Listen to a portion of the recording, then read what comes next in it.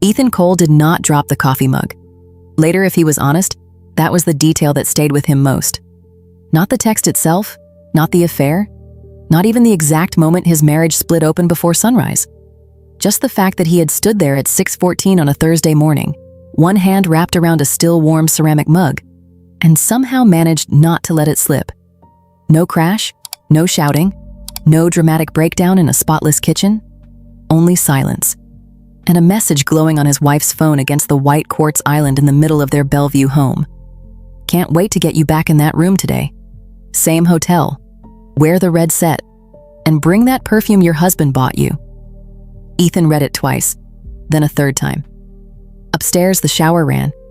Rachel was humming faintly through the pipes, some half-remembered song she always sang when she was rushing. Water hit tile. A drawer slid open. Normal sounds. Routine sounds. For one strange second, those sounds were worse than the message, because they made everything feel ordinary, as if betrayal, like rain or traffic, had quietly become part of the structure of his life without him noticing. Ethan Cole was 41, a senior crisis consultant, the kind of man corporations hired when things were already going wrong and they needed someone who didn't panic.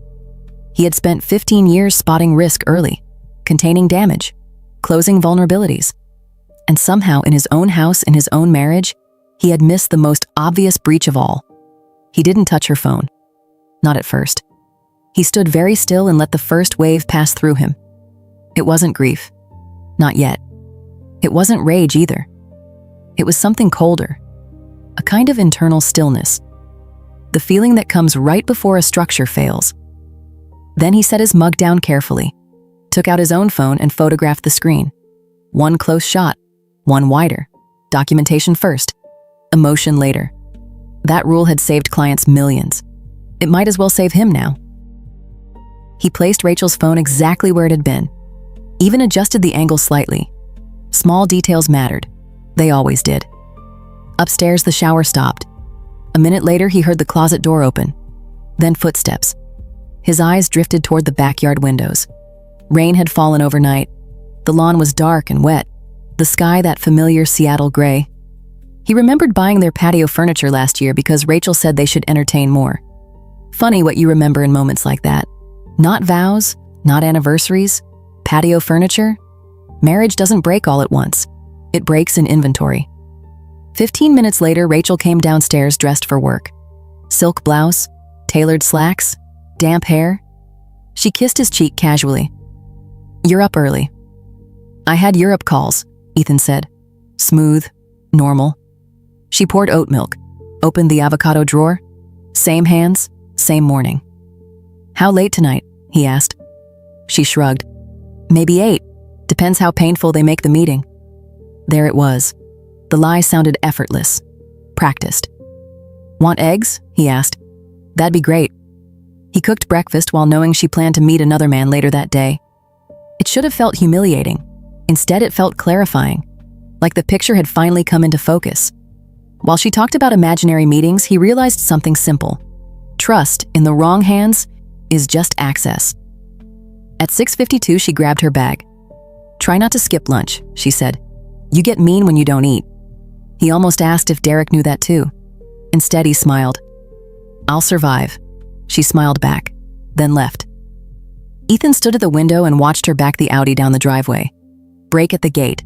Wait for it to open. For a second, he almost called her. Almost asked the question directly. Almost chose chaos over timing.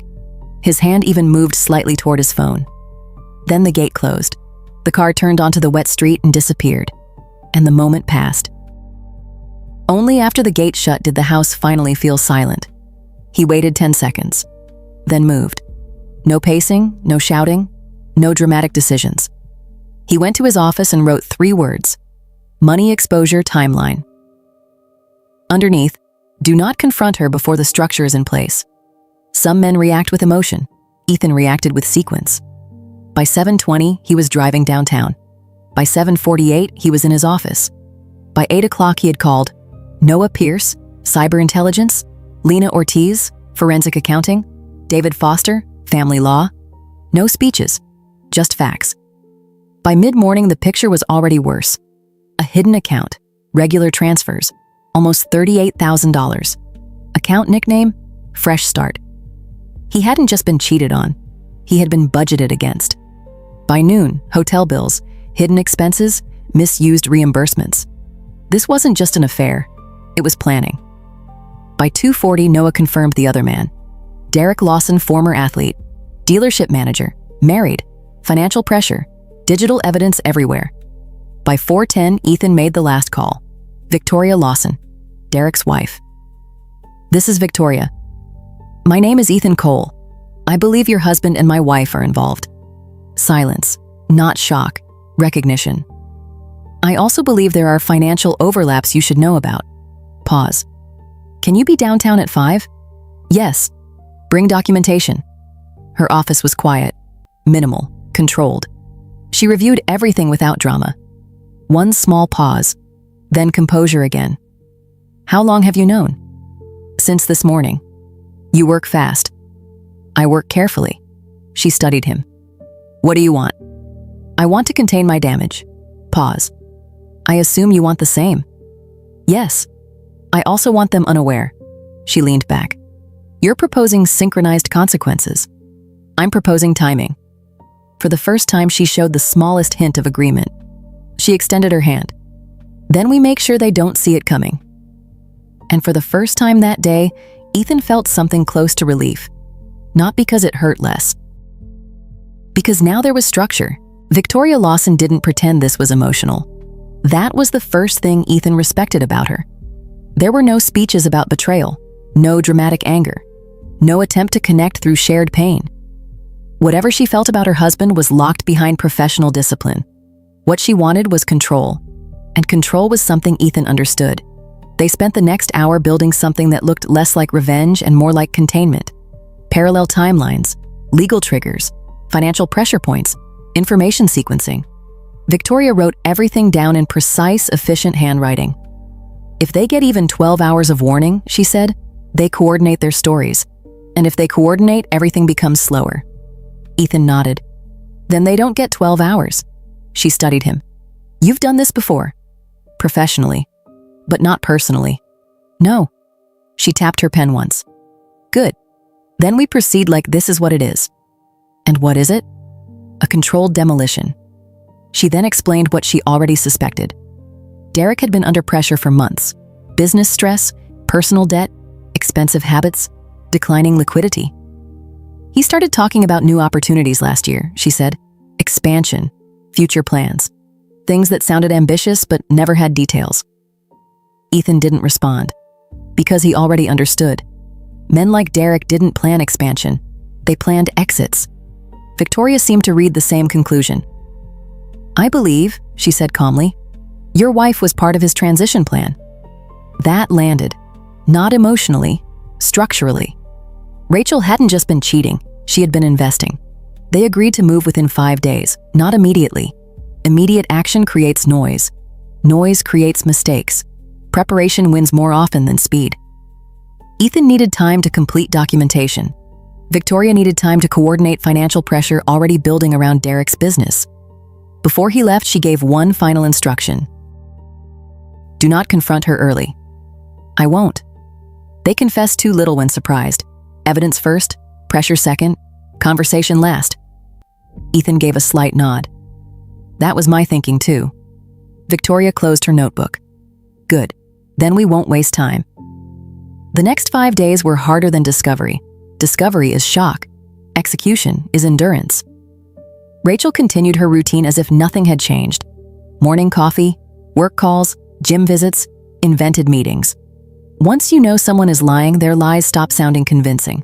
They start sounding repetitive. On Tuesday, she complained about a budget call that Noah already confirmed was a hotel stay. On Wednesday, she mentioned a client lunch Lena had already matched to a hidden expense. The hardest part wasn't anger. It was pretending not to know the script. Ethan asked normal questions. How did the meeting go? Did they approve it? Are you traveling next week? She answered smoothly, confidently, professionally. That hurt more than panic would have. On Thursday, he brought home flowers, white roses, not as manipulation, as confirmation. Rachel looked genuinely surprised. What's the occasion? "Nothing," he said. She smiled warmly. "You've been really thoughtful lately." That sentence stayed with him long after she left the room, because she didn't realize she was describing the final days of a life she thought would continue.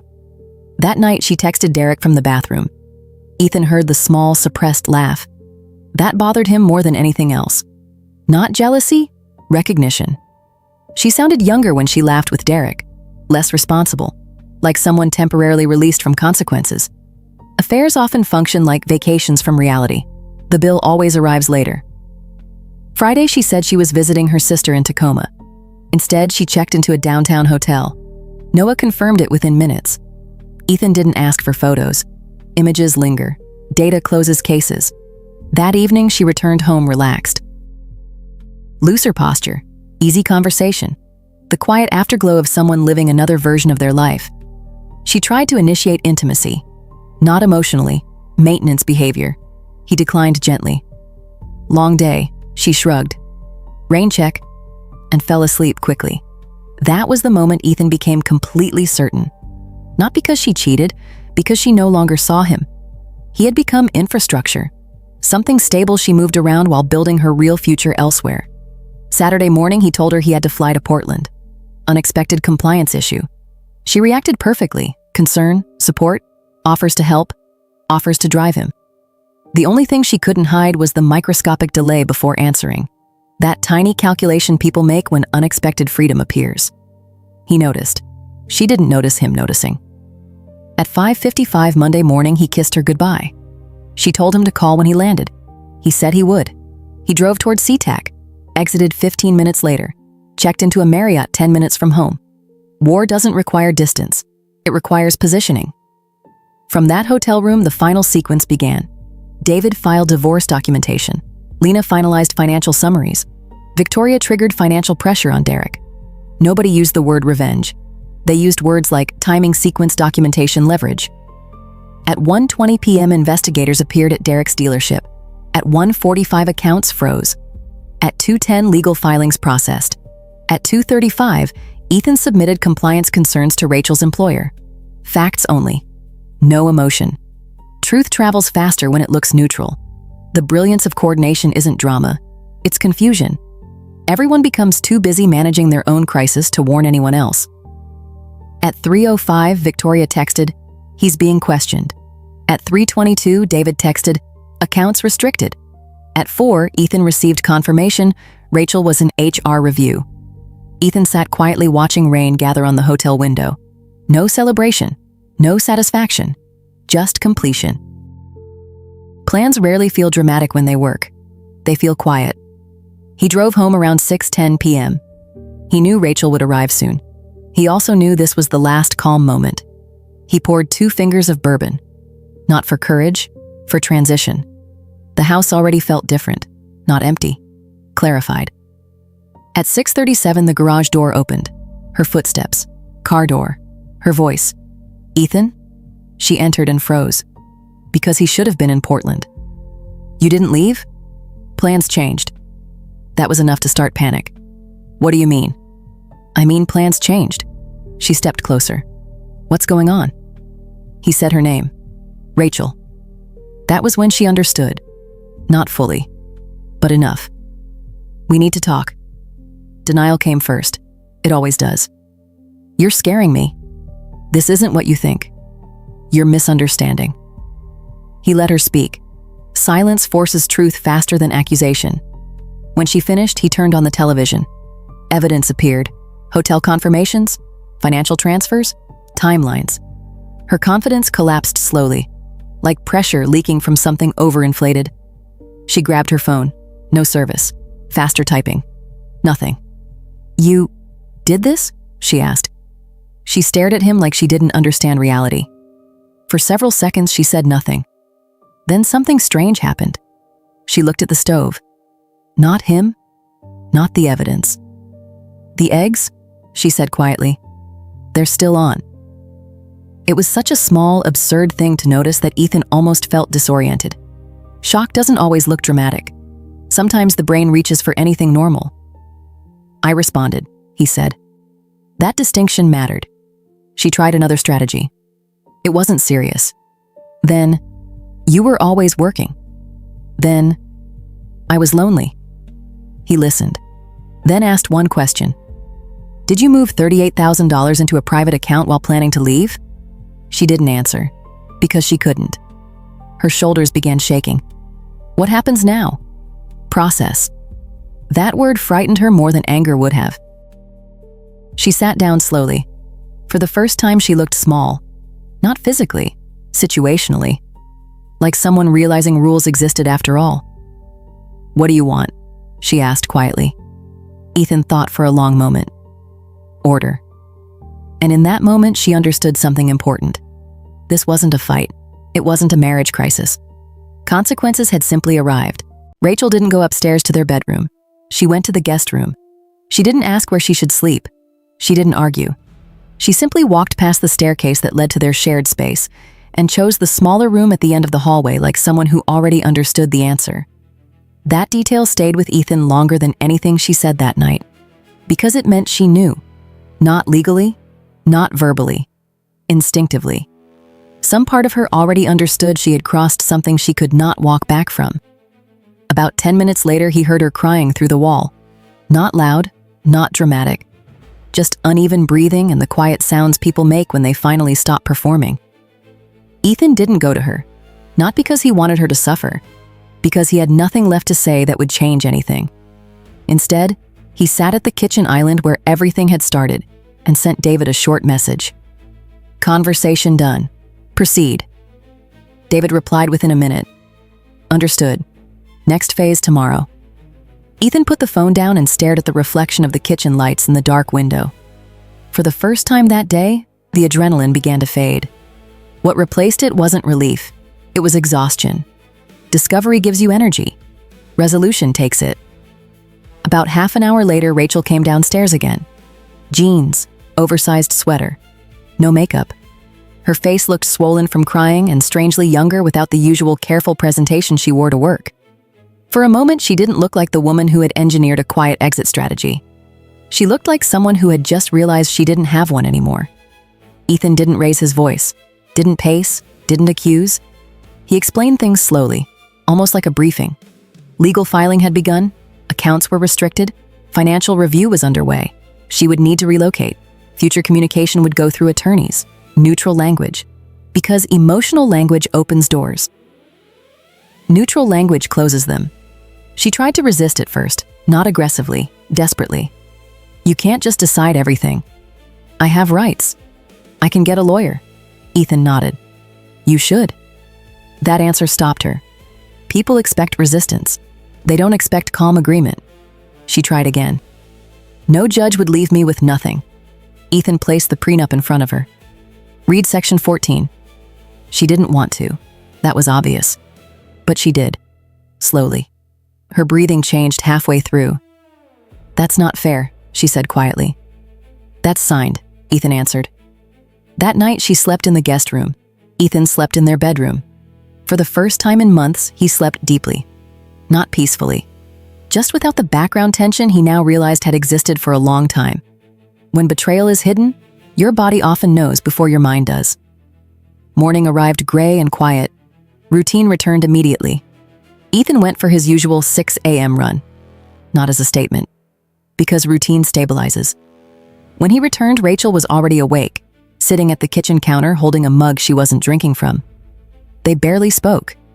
There was nothing left emotionally to negotiate. That phase was over. Later that morning, he allowed her to collect personal items from their bedroom while he remained nearby. Not watching, just present. 2 suitcases, clothes, documents, toiletries. She reached automatically for several things before stopping herself. The watch he bought her, the designer bag from Hawaii, the laptop purchased through his firm. Each time she hesitated longer, learning the difference between familiar and owned. That was the hardest lesson. The social consequences began quietly. Ethan didn't post anything, didn't explain anything. He simply attended his usual Thursday dinner downtown. Someone asked casually, "Where's Rachel tonight?" Ethan took a sip of water. "We're separating," he said calmly. "Some financial issues came up." He didn't elaborate. He didn't need to. In certain circles, understatement spreads faster than scandal. By the end of the evening, several people had quietly expressed support. No gossip, no interrogation, just recognition, which meant the information was already moving. Rachel felt it within days. Texts unanswered, plans postponed, a charity committee suddenly restructuring, her yoga instructor becoming politely distant. Social exile rarely arrives through confrontation. It arrives through silence. Derek appeared 3 days later. Not at the house, not at the office, in the underground garage beneath Ethan's building. Just after 7 p.m., concrete smelled like rain and motor oil. "You think you're smart?" Derek said. Not a greeting, an accusation. Ethan didn't hurry his response. "I think you miscalculated." That hit harder than anger. "You ruined everything." Ethan studied him, unshaven, tired, anger driven by panic, not strength. "No," Ethan said calmly. "You did that yourself. I just removed the cover." Derek stepped forward suddenly. The punch was predictable, wide, emotional. Ethan stepped aside instinctively. Years of occasional boxing training, not obsession, just discipline, made the movement automatic. Derek stumbled slightly. There was no fight, no dramatic moment. Just two men realizing how stupid everything had become. Ethan stepped back and raised his phone slightly. "One more step and I call security," he said calmly. "And you already have enough problems." Something shifted in Derek's face. Reality breaking through ego. He stepped back, not defeated, just aware. Ethan got into his car and sat for a moment before starting the engine. His hands trembled slightly. That surprised him. It reminded him he wasn't cold, just controlled. The final week Rachel remained in the house felt strangely quiet. She tried small attempts to reconnect. Cooking dinner, asking about work, standing in doorways like someone unsure if they were allowed inside. Ethan didn't engage much, not to punish her. Because he genuinely didn't know how to relate to her anymore. Routine replaced conversation. Morning runs, work calls, evenings out. Life wasn't happier, just clearer. Rachel seemed to shrink in the space. Her movements quieter, her presence smaller, like someone gradually becoming a guest before officially leaving. On the 5th day, she tried one last emotional argument. Our wedding, our first apartment, our trips. Nostalgia as negotiation. Ethan listened, then asked quietly, "If those things mattered, why risk them for someone you didn't even trust with your future?" She didn't answer, because there wasn't one. Only explanations people tell themselves to make bad decisions feel temporary. By day 6, she stopped trying, just moved quietly, gathering what remained hers, like a tenant waiting for lease expiration. The last evening came with steady rain. At 8:05 p.m., she came downstairs with the final bags, already placed near the door. Ethan stood nearby with documents. She looked at the bags, then at him, and something inside her finally accepted reality. "I don't have anywhere to go." Not manipulation, fear. "You do," he said. "It just isn't the life you planned." She cried again, then asked, "Will you ever forgive me?" He answered honestly, "No." Pause. "But eventually I won't think about you at all." That hurt more than anger would have. Because anger means connection. Indifference means the story is over. He opened the door. Cold rain air entered. She picked up one suitcase, then the other. At the threshold, she turned once, like someone checking if anything of the old life remained. It didn't. The door closed quietly. The house didn't feel victorious, just quiet. Ethan stood there a moment, then walked back to the kitchen, poured water, sat at the same place where everything had started. He removed her contact, updated financial permissions, changed emergency contacts. Not revenge, completion. Outside, rain continued. A rideshare arrived, doors shut. Engine faded. Silence. That night, he slept deeply. Morning came gray and calm. He ran, made coffee. For the first time in months, his chest didn't feel tight before the day started. The next phase wasn't revenge. It was reconstruction. The divorce was finalized just under 9 weeks later. No courtroom drama, no last-minute arguments, no emotional speeches. Rachel signed the final documents in David Foster's conference room on a quiet Tuesday morning, while rain tapped softly against the tall windows. She didn't argue, didn't negotiate, didn't try to delay anything. By that point, resistance would only have made things worse. David had made that very clear. She kept what legally belonged to her before the marriage. Personal belongings, her older Lexus, a modest savings account, nothing else. Ethan retained the Bellevue house, the investment accounts, and the long-term financial structures he had built before and during the marriage. Not because he had taken anything, because the documentation showed exactly where everything came from. When it was finished, there was no handshake, no closure speech. Rachel left first. Ethan stayed behind finishing paperwork. David poured 2 glasses of water and slid one across the table. "You handled this correctly," he said. Ethan didn't respond immediately. "I handled what was necessary." David nodded slightly. "That's usually the same thing." A few weeks later, Ethan received a package at his office. No return address. Inside was a bottle of 18-year single malt scotch and a short handwritten note. "Appreciate your professionalism. Situation resolved. VL." He didn't need clarification. Victoria Lawson had finished what she started. Financial investigations rarely ended well for people who mixed debt, ego, and poor judgment. Derek's situation had moved from uncomfortable to legally serious. Ethan didn't follow the details. He had stopped caring about outcomes that didn't affect his future. Occasionally, Rachel's name surfaced through mutual acquaintances. Carefully. People spoke about it like mentioning something fragile. She had relocated south, closer to Portland, taken a retail management job, rented a small apartment, trying to rebuild. Ethan listened to those updates the way people listen to distant news about cities they once visited. Information, not emotion. He looked at her social media once, only once. Filtered photos, careful angles, quotes about growth and fresh starts. He closed it after less than a minute. Not because it hurt, because it didn't. And that told him everything. Rebuilding his own life took longer than dismantling the old one. Destruction is fast, construction is slow. He didn't rush it. The house changed gradually. First small things, new furniture, different lighting, removing objects that belonged to a version of his life that no longer existed. Then larger changes, a redesigned office, new flooring, neutral colors replacing warmer tones Rachel had preferred, not erasing her, updating himself. Eventually, the house stopped feeling like a place where something had ended and started feeling like a place where something new might exist. That spring, he took sailing lessons on Lake Washington, something he had once mentioned years earlier. Rachel had said it sounded boring. Turns out he liked it. Sailing required focus without noise, adjustment without panic. You couldn't force wind. You could only read it and respond correctly. He found something calming in that. The first time he took a boat out alone across the gray water, he realized something surprising.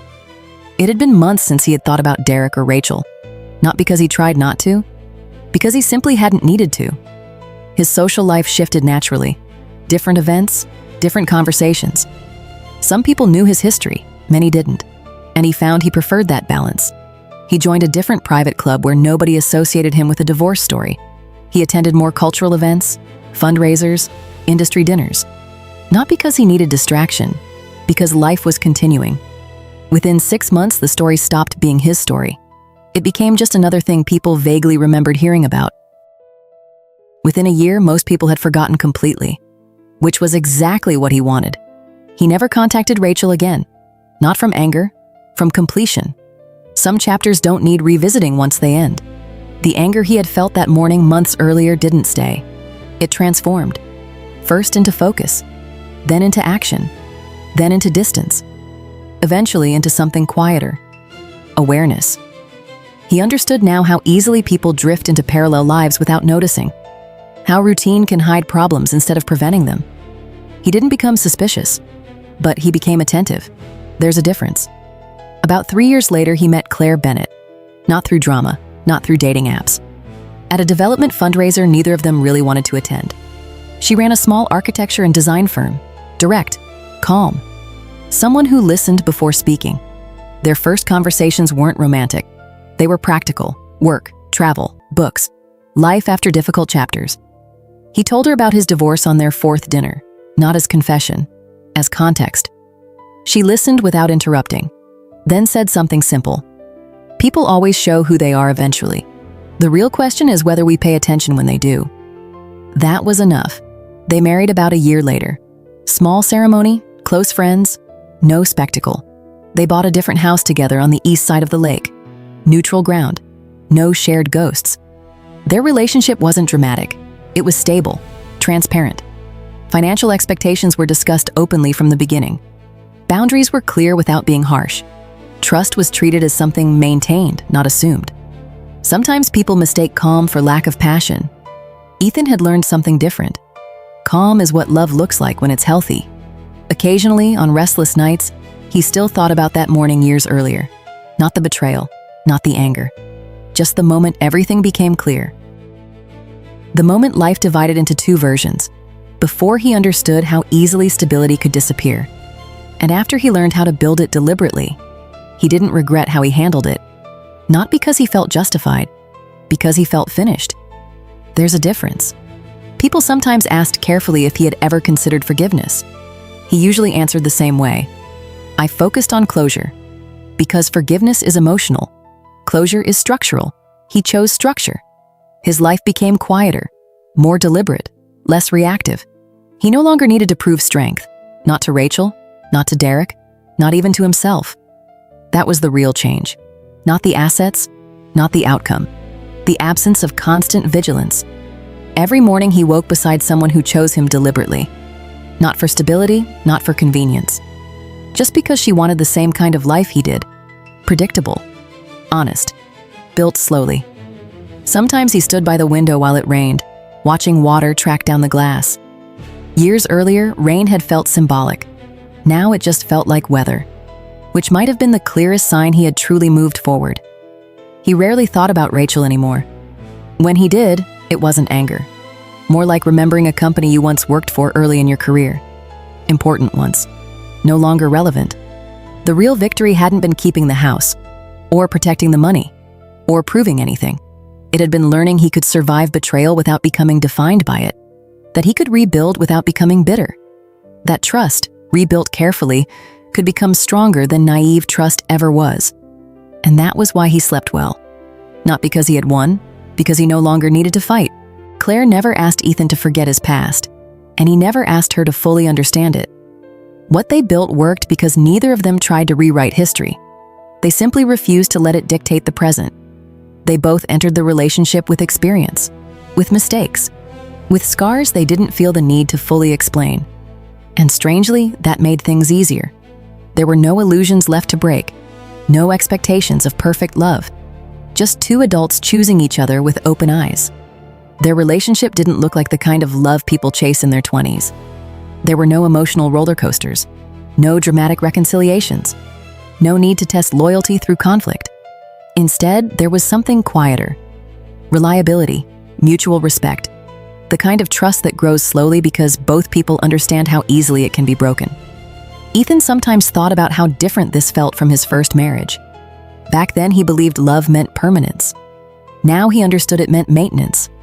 Not suspicion, not control, just attention.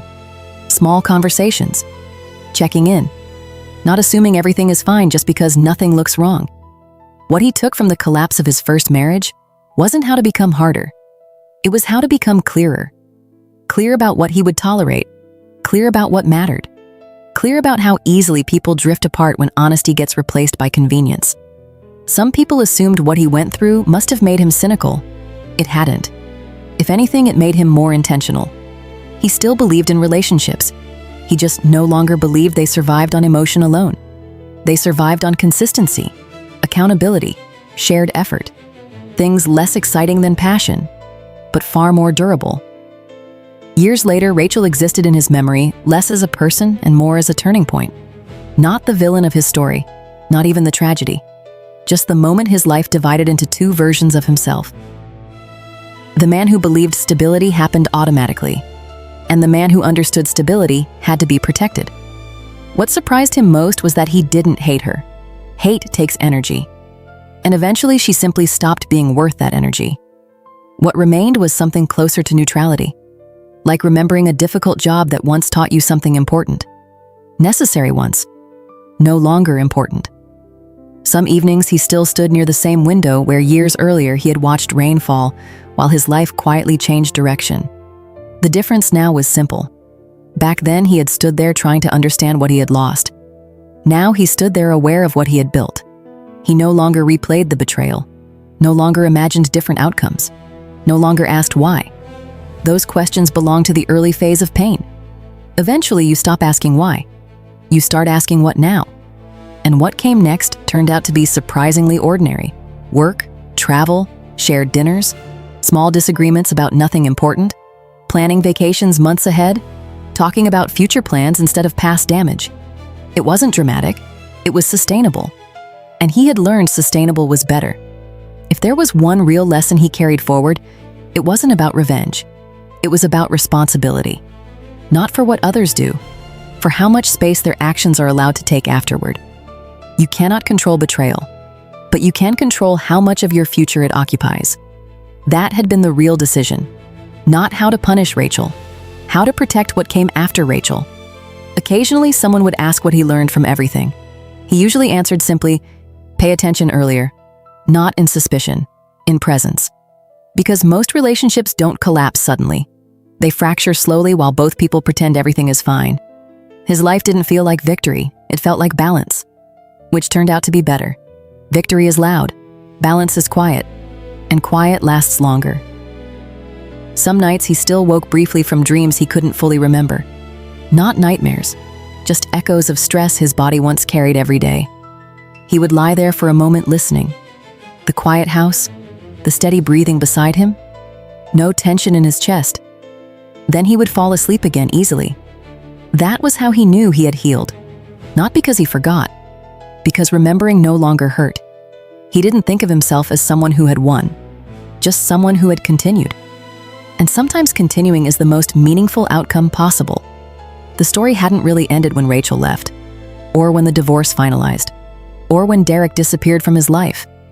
It ended much later, on an ordinary morning, when Ethan realized he had gone several days without thinking about any of it at all. No anger, no analysis, no mental replay, just life moving forward. That was the real ending. Not justice, not punishment, not revenge, distance.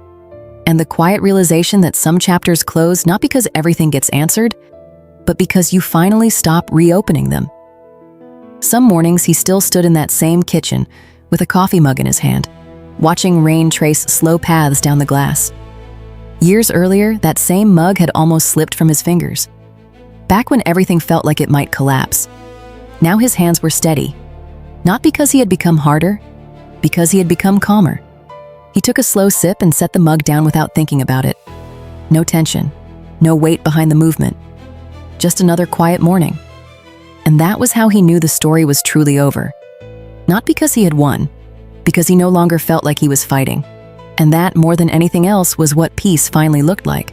If this story made you feel something, hit that like button. Drop a comment telling us what you would have done in the main character's place, and subscribe to Sinner Stories so you never miss a new video.